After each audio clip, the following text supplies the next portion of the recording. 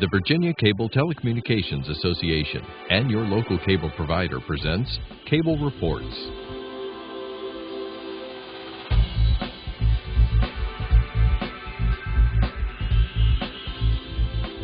Join us now as Cable Reports brings you up to date on current issues facing the Commonwealth through discussions with your local legislators and other policymakers from across Virginia.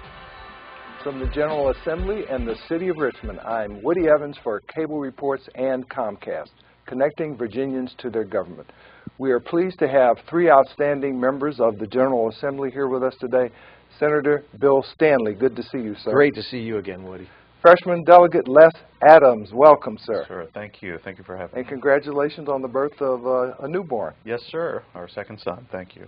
Delegate Danny Marshall, it's great to see you again. Well, thank you, and thank you for doing this. This is a real service to the citizens back home. I get comments all the time from people on the street. Wonderful, and we appreciate your time because we know how busy they don't you are. want to see us; they want to see you. That's right. Of course, of course. Well, we're going to start with the freshman delegate because he's seated between two veterans, and if I don't get to him first, he won't get a word in. Just teasing. But tell us, where do you rank in seniority now? Well, I think I'm number 92. 92? Maybe 91, okay. Depending on how things have shaken out here. But I understand the role of a freshman and understand I have a lot to learn, but look forward to rising in the ranks and better serve the people back home. Great. And did you have an orientation several weeks ago? We did. There was an orientation sponsored by the clerk's office in the House that was very useful, and but there's nothing like the real thing, as I've learned over the past couple of weeks. There is a lot to learn, and I'm fortunate to have some great colleagues and mentors, including Danny Marshall and Senator Stanley. And speaking of the real thing, what committee assignments do you have? I've been assigned to the Courts of Justice Standing Committee and the Science and Technology Standing Committee. And of course, you are a practicing attorney. I am. And so I was honored to be on the Courts of Justice Committee and be assigned to the Criminal Law Subcommittee that considers so many different bills. Great. And Delegate Marshall, tell us what's going on back home these days, in terms of the economy especially. Well, 2013 was not too bad a year. As far as if you look at economic development, prior years to that, it's almost one step forward and two steps back. We made some progress, from that Senator Stanley and I serve on the Tobacco Commission. The Tobacco Commission was able to help some new businesses come to town, to Martinsville and to Henry County. We also, at our meeting back early January, the Tobacco Commission put up money for a new company that's coming into the Commonwealth Crossing Park, which is located on 220 South. This is going to be a large business. It's going to build a 1 million square foot building, and so that will start sometime this year. We also had another company that is located over in Patriot Park. This is a company that's coming from the UK. They're going to make aviation parts. They will employ a little over 100 people, and they will start up sometime. You've got to build a building first, about a 60,000 square foot building, but that will come sometime this year also. So we're making some progress, got some other irons in the fire, and I know it's a long ways to go. We have the dubious distinction of being the highest unemployment Martinsville does in the state, and so we know what the challenge is, and we're trying to work to get there. Great. And Senator, things are looking up, although the economy needs to improve significantly in order to get rid of that high unemployment rate, but I know you're working hard in the state Senate on those issues. Absolutely, Woody, and it's something that I think all three of us, we carry here to Richmond, which is the needs of our area, Southside, which was once the economic driver of Virginia, well before in the 70s and before that. Northern Virginia and the Eastern Shore of Virginia Beach, Hampton Roads area.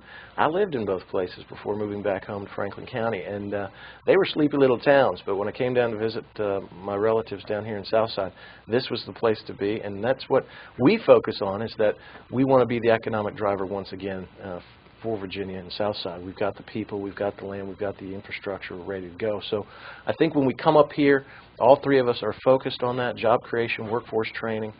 We make sure that our voices are heard. because a lot of delegates and senators from Northern Virginia think they started and made Virginia.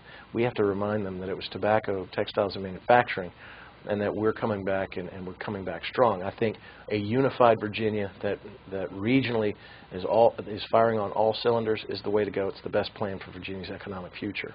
Now, is Bassett Furniture still in business? Bassett is. Yeah. Bassett Furniture is, and then we still have manufacturing even out into Carroll County, furniture manufacturing. John Bassett runs a company out there. Wonderful manufacturer. He's an amazing man, and he's really continued to make great furniture here in America, which is not the norm, as we know. Most of that is made in China, but he makes a great piece of furniture and does it well and takes care of his employees. So that's the kind of manufacturing we want to bring back, but also smart manufacturing, advanced manufacturing, those things which we're working on in conjunction with our community colleges, the New College Institute, the Institute of Higher Learning in Danville, even in all the way out to Halifax. We've got, I like to say, North Carolina has the research triangle. Well, Southside's going to have the research line, because when you connect those community colleges and the Institute and the NCI, it's a straight line across Southside that's going to bring us back and bring prosperity. And if my memory serves me correctly, former Delegate Joe May located a business in Southside. He did, and we were grateful for it. It's a great company. It's a growing company, but he made a true investment in Southside and the people of Southside, and we're grateful for that. And I think by him doing so, it proves to other companies that this is the place to be. This is the place to bring your company, to grow your company, and to have your employees enjoy what we have and we take for granted sometimes in Southside, which is it's the best place to live in Virginia. Great. Delegate Adams, I know you have a real interest in scenic rivers, and you have some legislation regarding that. Talk to us about it. Well, this is my first bill that's coming up. It was requested by the Pennsylvania County Board of Supervisors to extend the scenic river designation of the Bannister River.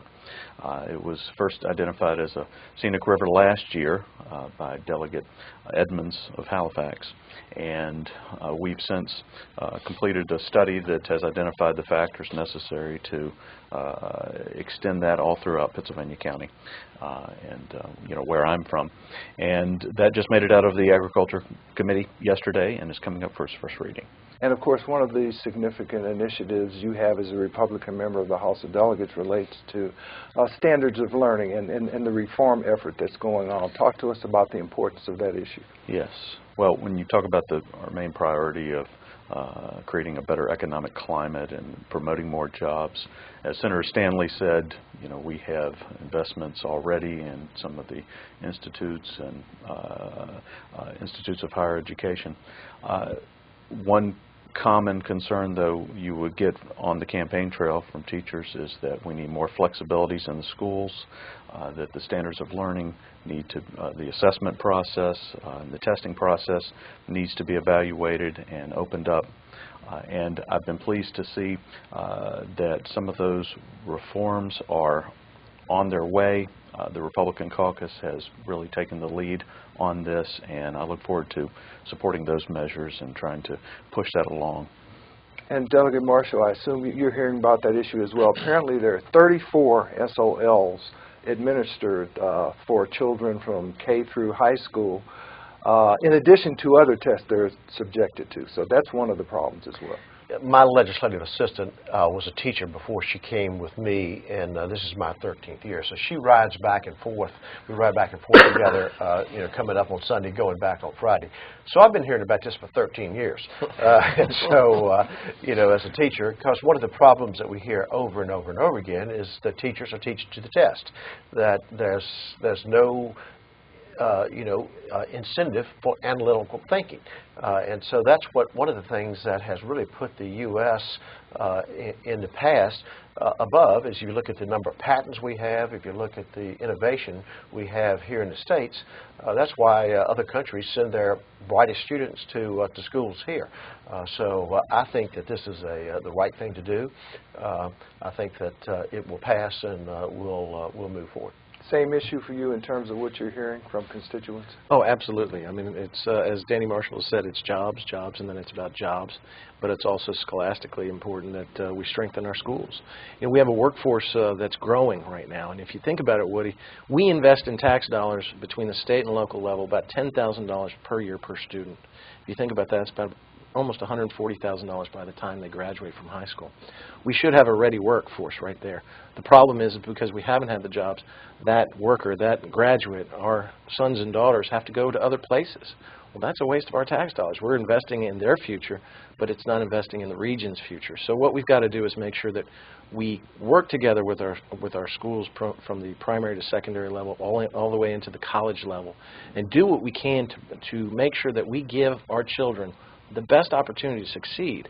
But then the outside part is that we have to give them the opportunity to stay home, to plant roots, to grow a family, to live and work for the rest of their lives. And that's the new legacy of Southside and Southwest Virginia, and we're working hard on it to make it happen. Well, how important is it to Southside that the new governor has made an appointment as Secretary of Commerce, someone you know very well and who grew up there? Absolutely, and I think that's a start. We were always happy to have representatives from Southside at every level of government. It's great to have one now there, and so what we're hoping is that having a Secretary of Commerce who I do know very well, Maurice Jones, he's a Rhodes Scholar, graduate of one of the best colleges in Virginia, Hampton-Sydney. I went there, so that's not the reason it's great. I probably brought it down a notch, but I'm really hopeful that that with his knowledge regionally of all of Virginia, that he'll know exactly what we need and will work with us to make sure we can accomplish our goals. So your workforce training legislation, for example, with the community colleges is something that you can work hand in hand with him on. We'll back up a year. Last year, we put in a budget amendment that got Governor McDonald's to put this in, and this was to expand the machining program at Danville Community College. And this program was a success. They went from having about 25 graduates. They have now over 100 graduates. 95% plus of these young men and women graduate with a career. So what we're doing this year is we, on the Senate side, Senator Ruff put the bill in, and on the House side, I put the bill in. And what it will do is if a student goes through a program at a community college and then not only graduates, but then earns a certificate from a national organization. Let's say if you're a welder. It's not just graduating from a Patrick Henry Community College with a certificate of Patrick Henry, because that sometimes is not recognized. If they then go and get a national certificate that would be recognized all over the world, then that community college will get $1,000 bonus per student. So it's putting an economic incentive for them, but it's a real win for the student, is because he or she is able to go out and take that national certification and get it be recognized that he is qualified anywhere in the U.S. And welding is just one of them. It could be any type of skill. So, Delegate Adams, more of a focus on vocational education, especially for those high school students who don't want to take their career further in terms of the junior college or our institutions of higher learning, is something we need to focus on. Well, I would agree with that, and during my campaign for office, I had several folks who expressed that view to me, and I've had the chance just recently to talk about that program at DCC with some of the folks there, and looking forward to helping push that along as well. Now, you took the seat of Don Merrick's, and I believe he's still a member of the Tobacco Commission. Mm-hmm. Talk to us a little bit about the importance of that commission. Well, it's widely recognized as an important commission to our region, and it's important for a lot of projects that make its way through there to return that investment back to the community. You know, I come from a farming family. My father was a tobacco farmer. In fact, almost all the Adams before me were tobacco farmers. And so I actually saw my father transition out of that lifestyle into something else, more service-oriented economy. And so firsthand, I've been able to experience the transition, and to have a commission like this that looks at ways to invest back into Southside Virginia is important. Great. And Senator, yes, talk to us a little bit more about the junior colleges you mentioned, and the importance in terms of workforce development, not only of young people, but transitioning those adults who lost jobs into different disciplines as well. Absolutely. And I start by saying I think Virginia has the best community college system in the United States, and we have focused on that as a basis in which we can grow that workforce, especially in Southside Virginia. You've mentioned Danville Community College. We got Patrick Henry Community College. Delegate Marshall and I took a tour of their motorsports program, which you might think that, well, okay, it's changing a tire on a race car. It's so much more than that. It's nanotechnology. It's engineering. And by using something that is so interesting, such as motorsports, what they're doing is they're teaching students something that can be adapted to almost any of the new industries, any advanced manufacturing. So it's that kind of forward thinking that we have in those community college environments that are really going to allow students to learn in a manner which is going to prepare them for tomorrow's jobs. And on top of that, it's affordable. You know, we've got the 2-and-2 program in Virginia where they can go and get their associate's degree and then go on to one of our state schools and finish up in 4 years and get, of course, a Bachelor of Arts or Bachelor of Science, whatever kind of degree from our state colleges. Well, that saves a lot of money for students, and that's important for our students in Southside and Southwest Virginia. An affordable education, a good education, and not just, you know, the sciences, but the engineering and the other technologies which they're teaching are going to make them ready for tomorrow's jobs. Wild game is on your agenda this year. Well, how this came to me is a member of the Board of Supervisors of Pittsylvania County contacted me, and what his idea was to extend the hunting season extra 2 weeks. And I said, well, so what you're trying to accomplish? And he says, well, the problem we're having is wild game is being overrun throughout the counties. And so I did a little bit different approach. I went and put in a request for a study for the Department of Game of Inland Fisheries, and I asked them to look at all game, not just deer, bear, everything else, but to look at to see how we can, the Department of Game of Inland Fisheries, which is a state agency, come back to us November of this year and give us a plan on what we should do. If you look at the problems, let's just take deer. The #1 accident claim in the state of Virginia is deer, is people hitting deer. And you know, supposedly, I don't know how they know this, but we have more deer in Virginia now than when Jamestown was here. I don't know who counted the deer when Jamestown was here, but anyway. And so we not only have deer, we also have, you know, when I was a kid, we didn't have deer. We didn't have bear. There was a bear caught on a video camera at a bank drive-through in North Danville last summer, and we got coyote now. I mean, it's a wild kingdom out there. So the whole problem with this is that you know, they are being overrun on farms and even into some urban locations. So what this will do is ask game inland fisheries to look at this and come back to us with a plan. And I know the city of Martinsville has also asked you to pursue some legislation specific to it as well. Well, actually, Martinsville didn't do it. Henry did. Oh, Henry did. So Martinsville is talking for the second time back in 13 about reverting from a city to a town. If you are less than 50,000 population as a city, you can revert to a town. So what would have to happen is that Martinsville City Council would vote to revert to a town. And the problem with that is if they do, all of the debt that the city of Martinsville has incurred then goes to the citizens of Henry County. And so the bill that I have forward will say that before the Martinsville can revert to a town, the citizens of Henry County will vote to say if we want you or if we don't want you. What happens is there's a 3-judge panel. That you know, vote would then go to the panel because it's not quite fair to the citizens of Henry County to have all that debt you know, just transferred to them. I don't represent any of Martinsville, so that's why I'm you know, looking after the people that sent me here. Good. He represents Martinsville. Okay. So do I. Delegate Adams, one of the very significant items on the agenda this session relates to ethics reform. I don't know to what extent they came up during your campaign. It's been in the news since last year. It's in the news yet now. There are a number of bills floating around. I don't know if you had an opportunity to review those bills. I just wanted to get your take on what you think is likely to happen or what should happen. Right.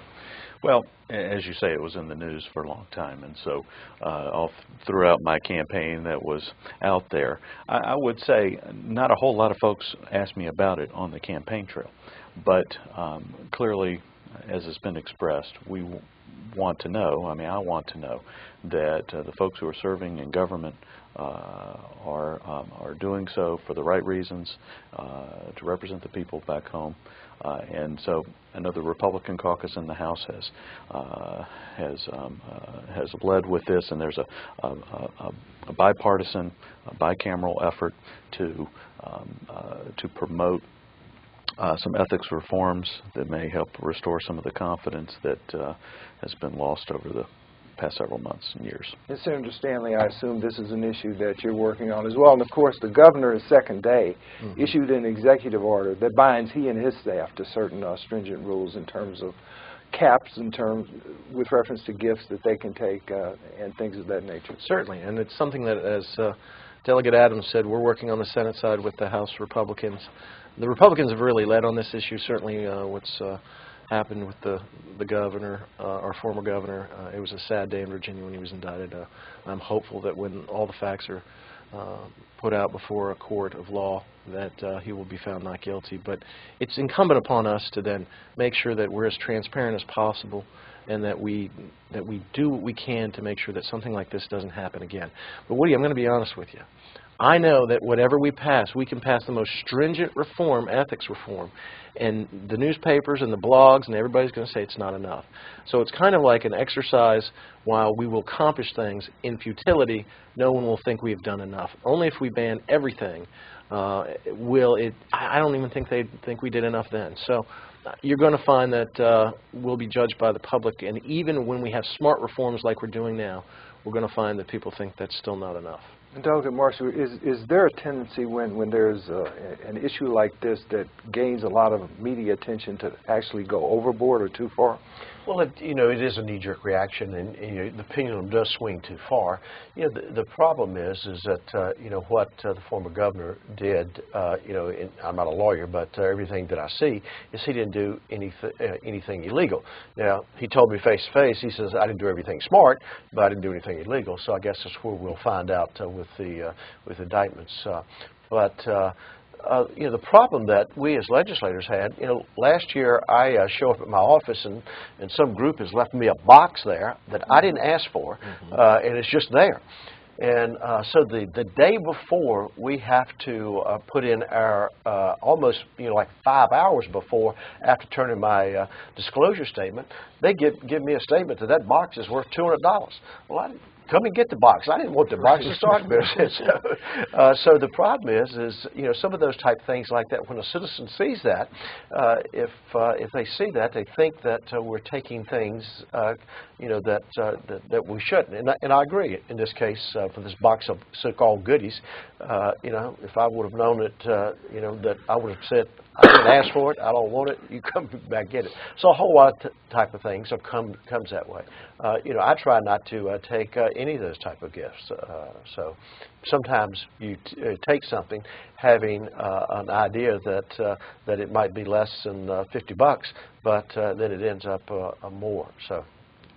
Delegate Adams, I assume that part of freshman orientation focused on the existing laws that deal with the acceptance of gifts and disclosure requirements and things of that nature. Yes, and of course anything over $50 needs to be reported under current law. And I think what's important for each person, and just to follow up on something Senator Stanley said, it comes down to no matter what kind of laws you have on the books, it comes down to the individual responsibility of each legislator to make sure that he is not improperly influenced, because there will always be those persons out there to try to gain curry some sort of favor or benefit. And at least with regard to myself, I have no problem remembering that I represent the people of my district, and that's who I listen to, and that's who I say my door is always open to. Now, we always hear from our friends in Northern Virginia and Hampton Roads that they've got huge transportation needs, but I know your district probably has transportation needs as well. What were you hearing during your campaign, and what do you continue to hear from your constituents? Yeah, we do have transportation needs, and this is something Senator Stanley and I talked about on the campaign trail. And we've introduced similar legislation. I believe Danny is a patron as well on a commission to try to push forward the I-73 project. From what I understand from different folks who've been involved in that over the years, it's sort of come to a standstill. Mm-hmm. And we want to do everything we can from the state side to make sure that things are in place so that when the funding comes available, we can move forward, because I truly believe, I've been convinced from researching this issue myself, that would be a huge economic boost to the entire region of Southside Virginia, and help attract some of those businesses that Danny's worked hard to attract over the years, and certainly make that job easier and more attractive to employers. Great. One of your colleagues suffered a tragedy recently, and as a result, there's legislation pending on the need to reform mental health care. It's been a subject of discussion for some time, at least as recent as the tragedies at Virginia Tech, but what's going to happen in the Senate bill? Well, I think those bills are advancing. What you have is the federal government said that Virginia's system of handling mental health, when we had centers, we have training centers, the federal government is making us shut those down. I don't think that's a good thing, but what had happened was then mental health treatment became community-based. And with community-based, it's a looser affiliation. There's a lot of moving parts out there that's hard to control, so sometimes people fall through the safety nets, fall through the cracks, aren't treated in the manner that they need to be treated. And so what we're finding is that based on the tragedy with Senator Deeds, that's just one tragedy of many family tragedies that we need to address.